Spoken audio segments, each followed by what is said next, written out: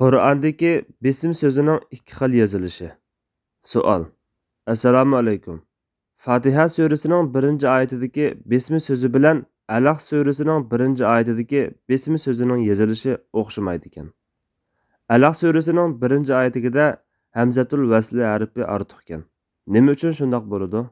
Bu yerda biror grammatikalik qoida bormi? Javob.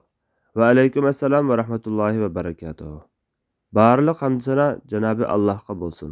Shundaqla payg'ambarimizga, oila tavobatlariga va uningga toki qiyomatgacha ergashganlarga durud salomlar bo'lsin. Savolingizda bayon qilgandek, Qur'on Karimda bismi degan so'z ikki xil yozilgan. Biri alifsiz bismi degan holatda, bu Fatihaning boshida Bismillahirrohmanirrohimda, Hud surasi 41-oyatda, Naml surasi 30-oyatda kelgan. Yuqoriq ahvollarga qaraydigan bo'lsak, bism degan so'zdan keyinla Alloh so'zi kelgan.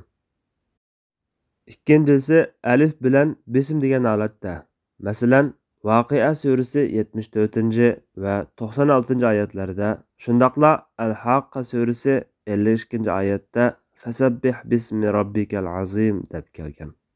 Alaq surasi 1-oyatda bo'lsa, Iqra bismi robbikallazi xalaq deb kelgan. Bu ahvollarda bismi degan so'zdan keyinla Alloh so'zi emas, Robb so'zi kelgan. Qur'on Karimni mushafga yuqorqidek yozish usulida olimlar birdek ittifoq. Yuqorqidek ahvollarni ko'rsatgan olimlar Qur'on Karimni yozishda ism degan so'zning alifini elvetish uchun ikki shart tepilishi kerak. Uning har ikkilisi yoki biri kam bo'lsa alif yoziladi degan xulosaga kelishgan. Buningdagi birinchi shart B harfiga o'linib kelgan bo'lish. Ikkinchi shart ulug'liq ismi bo'lgan Alloh degan ism uning keynidilla yandishib kelgan bo'lish. Bu shartlar tepilmagan ahvolda bism degan so'z alif bilan keladi. Masalan, Fasabbih bismi robbikal azim vazkur ismallohi tabarakasmu robbika bi'sal ismul fusuq deganlarga o'xshash. Qur'ondan boshqa joylardami bismillah shundoq yoziladi. Agar boshqa harf bilan kelsa yoki Alloh so'zidan boshqa so'z kelsa, alif bilan yoziladi. Masalan, Lasmullahi baraka, laysa ismun kasmullahi, bismi robbika degandek. Bu Rahman so'zini yengillatish yuzidan alifsiz yozishga o'xshaydi. Doktor G'anim Qadduri bu vaqtda mundoq deydi. Asli qoidada alif bilan bismi deb yozilishi kerak edi. Lekin bu ko'p ishlatiladigan bo'lg'achqa, Qur'onni mushafga yoziqqa olgan salaflar alifni elib tashlagan. Ibn Darastavay mundoq deydi.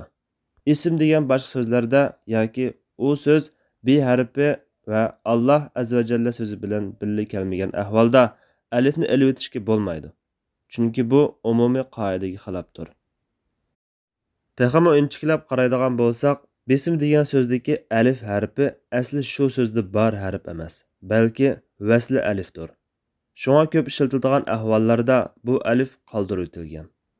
Demak, yuqorqi ikki shart tepilgan ahvolda alifning tushib qolishidagi sabab odatda ko'p chog'larda ko'p fe'llar bilan ishlatilganligi deb yakunlangan.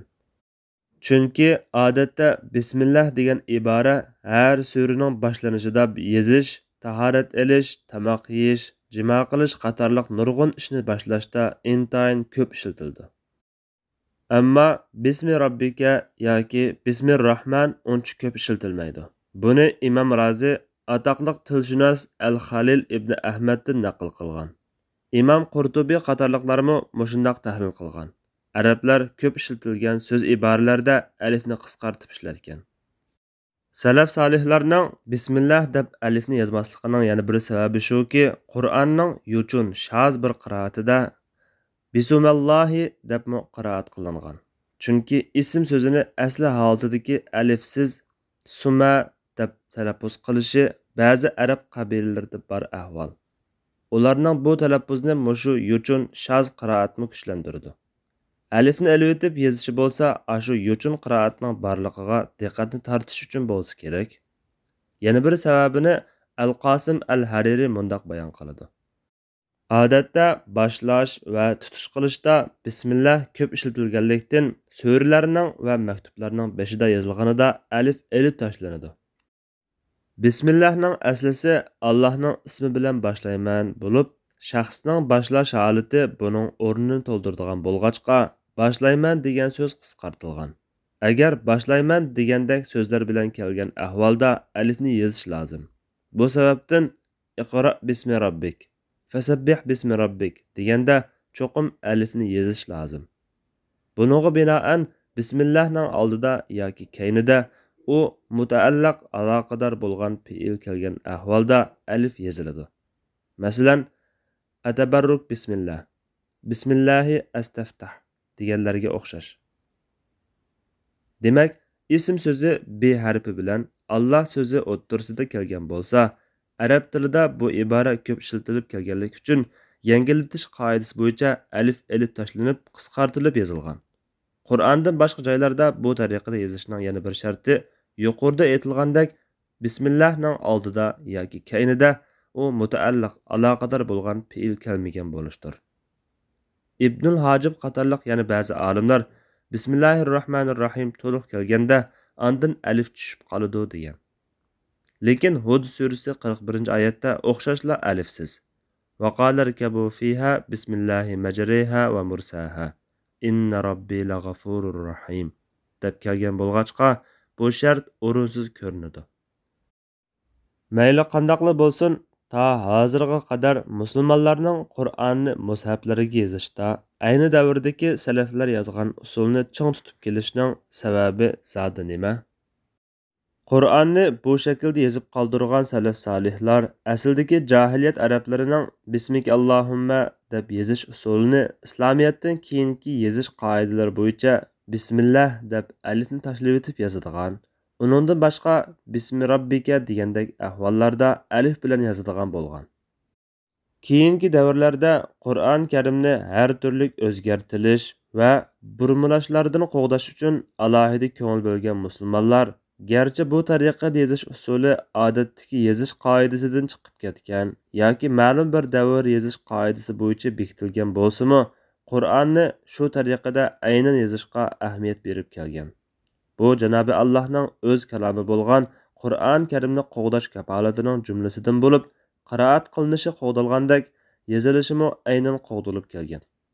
Bumi Allohning barhaqligi, so'zining rostligining bir isboti deyishga bo'ladi. Bugungi kungi Tavrat, Injillardek xilma-xil nusxalarga aylanib qolmaganligining o'zi uning toki qiyomatga qadar o'zgarmay turadiganligining yana bir isboti bo'ladi. Vallohu a'lam. Lasmullahi baraka, laysa ismun kasmullahi. Bismi rabbik.